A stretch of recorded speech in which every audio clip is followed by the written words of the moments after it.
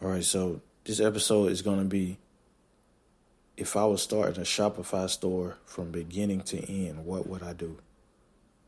So, if I was to start a Shopify store, the first thing that I would do is keywords, like your keywording.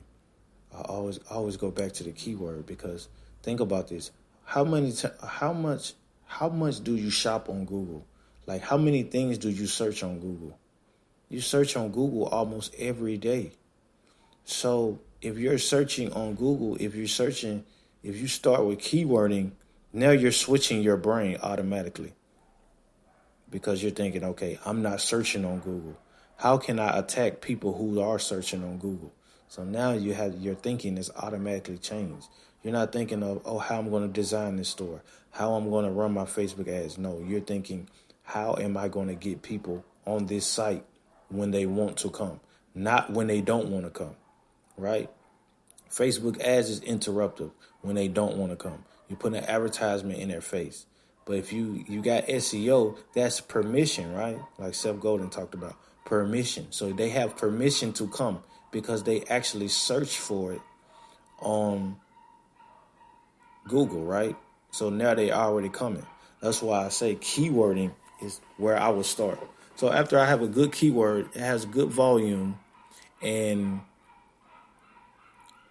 the competition is not too hard, right?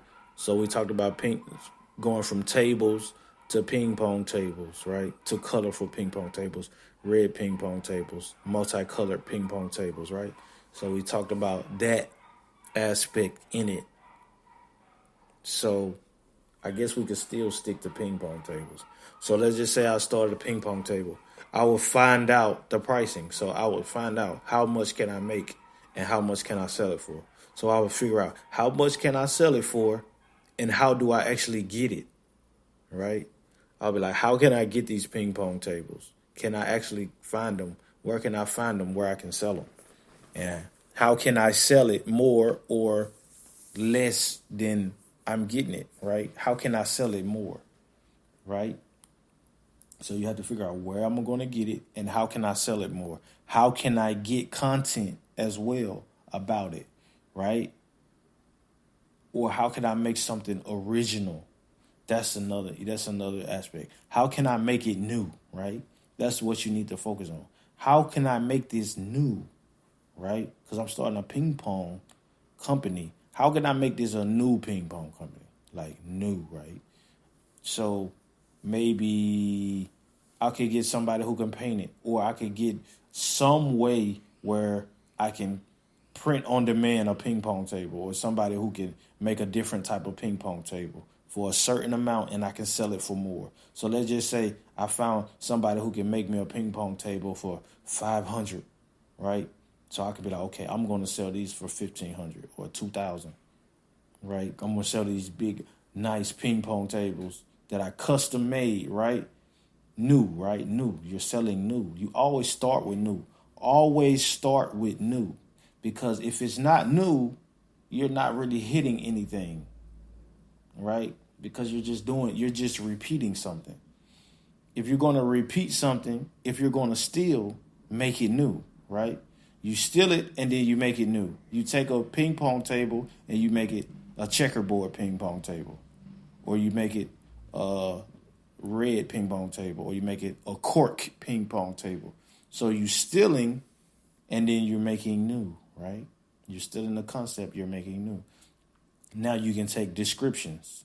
Now you can take titles, how people title. You can take pricing. You can take website design. You can take at how they design it and you make it your own way, but now it's yours. So you stole and then you made it new, right?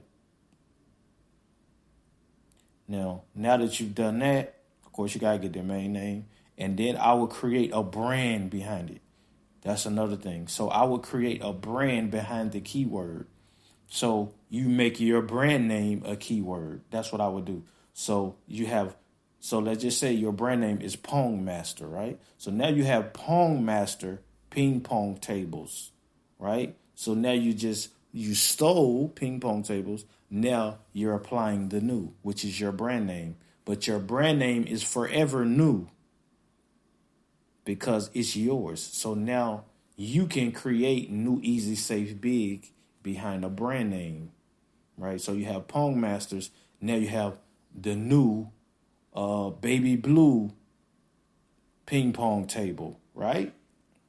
Now you have the Pong Master Kids ping pong table. So now you're going new through brand name. You're not just saying, oh, this is a new kids ping pong table. It's low. No, this is the new Pong Master ping pong table. So now your brand is a keyword.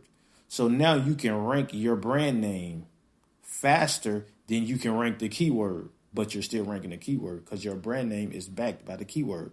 So if you rank for Pong Master, but you're still ranking for ping pong tables, you can rank for Pong Master faster because it's a unique brand name. You can almost rank it overnight with YouTube. You can just be like, oh, Pong Master YouTube tables. Now you got all these YouTube videos of Pong Master. Now you're like, oh, I just ranked on Google. I just released 10. You just released 10 YouTube videos on Pong Master ping pong tables. Now, boom, you're on Google because YouTube is Google. So now you're on Google. You can rank faster. YouTube SEO, and then you send the traffic to your YouTube. Now you got YouTube videos. Now you can implement those videos on your website, on your product descriptions. So now you have videos on your website of the ping pong tables, and you're ranking on YouTube, and you're ranking on Google because Google is YouTube. Now you got your titles that can be aligned with your YouTube description and your YouTube title. So now you're automatically ranking on YouTube.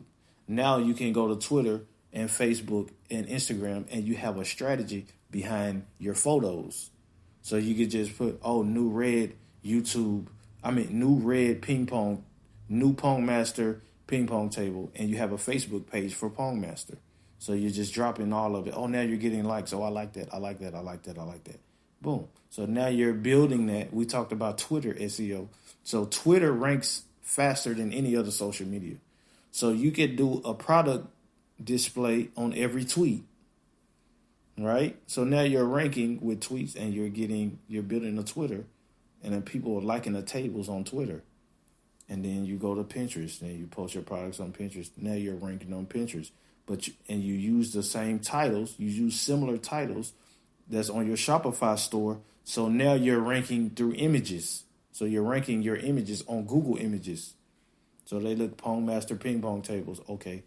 Now your images are popping up when they search on Google. Now they're clicking to your website through the images. They're not going from images. They're not looking at the images on your website. They're looking at the images on your website on Google before they even come, because now you gave them permission. But if you're just taking the images and just going Facebook ads, then you're interrupting. You see what I'm saying? For instance, I'll give you an example. Like, I have a store where I sell like Pokemon clothing, right? Now, there's not many people who sell a Pokemon polo shirt, right? So I got a sale through SEO from somebody searching Pokemon polo shirts, because there's not a lot of people who sell a Pokemon themed polo shirt through a brand that I created. So I have a brand called Pokke Gang of people who want to wear some Pokemon clothing, but they're a part of a gang, right? So they're a part of the Pokke Gang. So I put up a shirt that said Pokke Gang on it, and I called it a Pokke Gang Pokemon polo shirt. So somebody Googled Pokemon polo shirt, and my shirt popped up, and they bought it.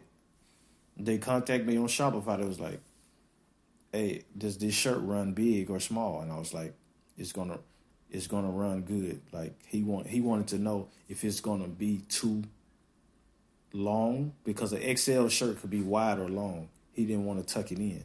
So I told him it runs wider than long. So boom, and he bought it, right? Because that ranked faster than a regular Pokemon shirt.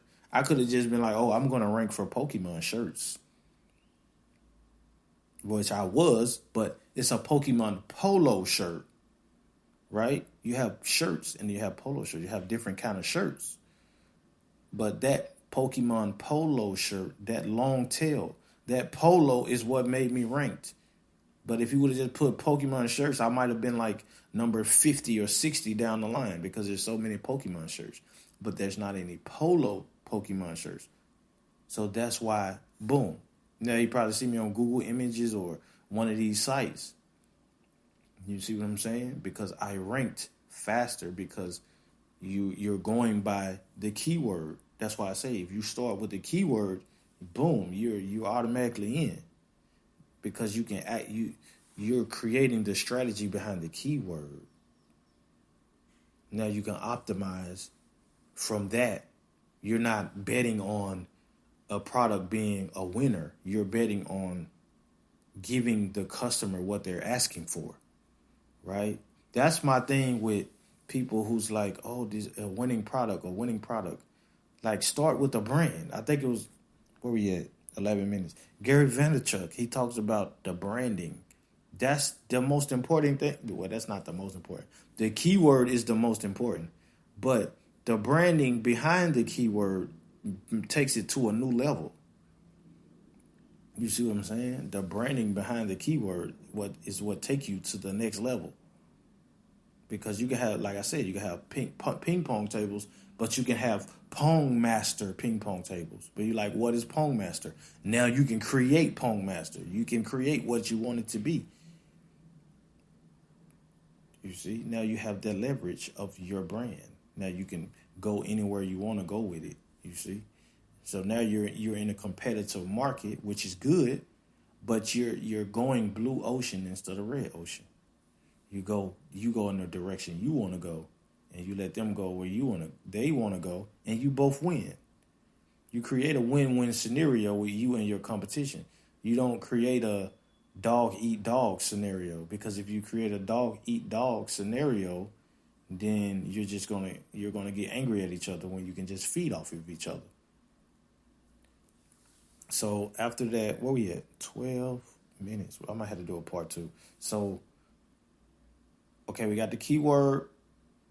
We got the brand.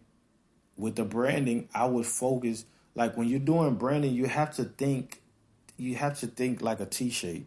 You have to think T-shape. You can't think, oh, I got to do the website, I got to do the social. It has to all go hand in hand. Like if you're going to do product photos, make sure the product photos, they look good on social. That way you can just take your photos and then just line them up like you have the content. Like your product images is content. You just use it as content. So anything else that you buy or any customer buys from you is just extra content that you use. You see what I'm saying? And then you just focus around content. Yeah, that's what I would do next. I would build a content strategy, because if you have a content strategy, you know how to leverage the traffic that's coming in. Right? You have a content. Build your content strategy behind the keyword strategy. That's what I would focus on. And then I would just focus on making a converting website. That's very important too. Like your website has to be very converting. Knowing which apps to use. Don't use too many pop-ups. Like I'm not even big on like the pop-up email. I might make this is going to be a series. This is going to be a series. But I wanted to discuss like the email pop-up. Like that's a big one, because some people, like, it works, but sometimes it's best to not even have it, where if they want to do it, they're going to do it. Those are the people you want. You don't want the people who's just, you're forcing it on them. Sometimes it's better not to even have the pop-up, just to have it on your site. You're like, oh yeah, where's the email? Like people who want something, they be like, how can I put in my email to get the updates? You're not pushing it. Like permission. If you just think permission, you're going to win. That's probably going to be my next episode. But yeah, 15 minutes.